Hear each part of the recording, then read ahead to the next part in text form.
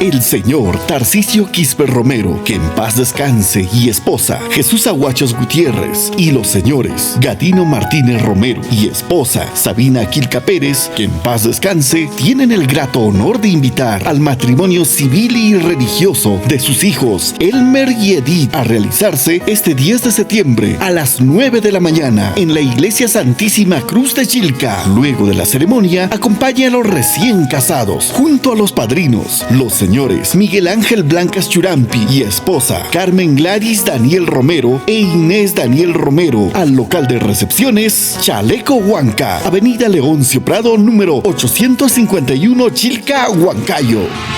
Y estará amenizado por las orquestas Sensación Folclórica, Hermanos Blancas y Orquesta Ensamble Perú.